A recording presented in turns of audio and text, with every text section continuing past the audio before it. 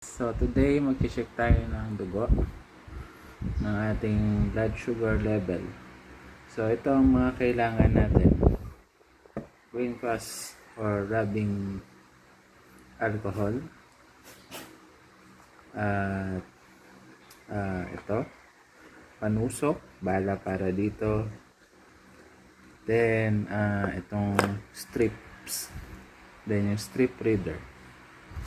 Saka bulak or ganito. Basically, itong makikita nyo dito, yan yung kung gaano kalalim yung tusok sa inyo. So, number 1 lang ang gagamitin natin. So, ito yung panusok. Twist lang natin to. Then, ito rin, twist natin. Clockwise. So, ayan guys, ang panusok. So, may iba-iba klaseng panusok pala yan. Meron yung hard, saka yung soft. Kung ayaw nyo nung masakit, yung soft lang. Kasi yung hard, masakit siya. Pero kung makapal kasi yung balat, kailangan yung hard.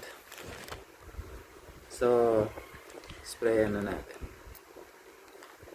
Then, punasan natin. Punasan natin maigi. So, ayan.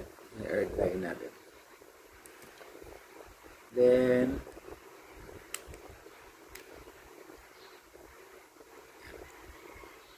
subukan na natin. Pero bago yan, i-prepare muna natin itong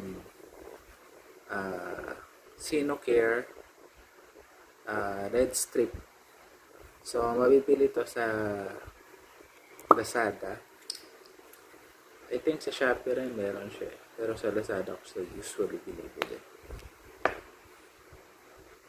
Meron din ito sa mga drugstore like sa Mercury.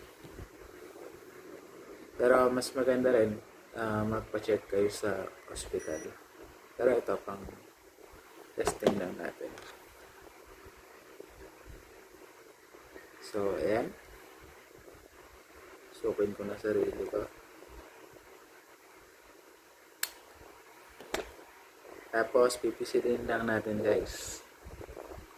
Ayan, idabuo na. Ayan.